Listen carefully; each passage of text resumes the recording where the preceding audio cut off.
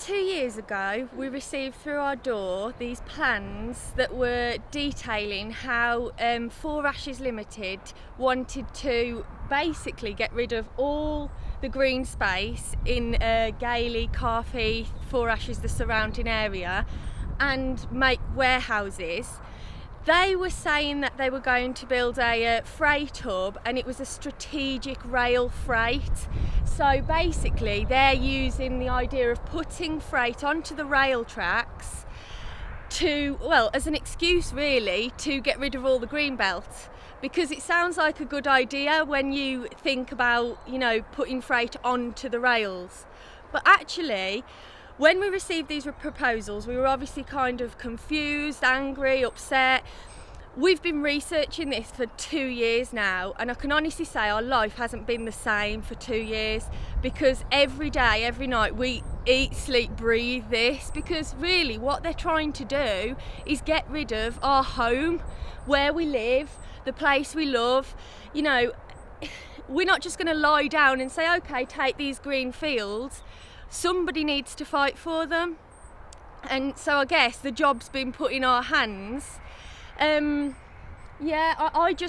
doing it really because since this has happened, I've had 2 children, and it really, really upsets me to think that their world won't be like the world I've kind of grown up in.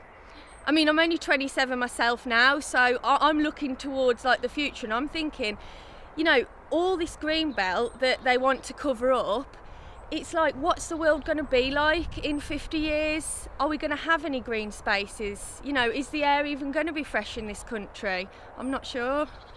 So Chloe, give us a sense of the scale of the proposed development here. Okay, so if you looked across these fields and imagine 30 double-decker buses stacked on top of the other, that's basically what this would look like. It's about the size of the NEC, so like that whole site, maybe a bit bigger than that, I'd have to check that, but it's absolutely colossal.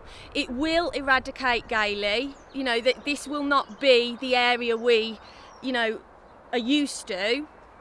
It's going to be absolutely massive.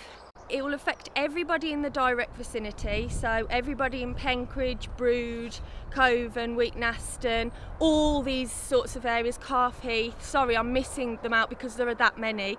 And then it will go on to affect people in Stafford, Cannock, because when you start to put more traffic on roads that aren't meant to cope with that amount of traffic, you start to see a build-up. We already see it when the M6 is blocked, nobody can move. So that backs up as far as Stafford, and then you get the effects in Stoke even further. So this is going to affect a heck of a lot of people. They've said to us that really, because I went to the Brood consultation and I asked one of the ladies, I said, I'm concerned about the environmental factors around here, our air quality, things like this. And she said to me that, well, yes, it will have a detrimental effect to this area, but that's kind of a sacrifice to make for the good of the whole country, which really upset me, because I thought, you're trying to hide this under the guise of it being good for the rest of the country. Well, does our children's health not matter? It's going to affect a lot of people, and it is really, really upsetting. What have you done about it so far? Well, we've had radio interviews, we've had BBC West Midlands out.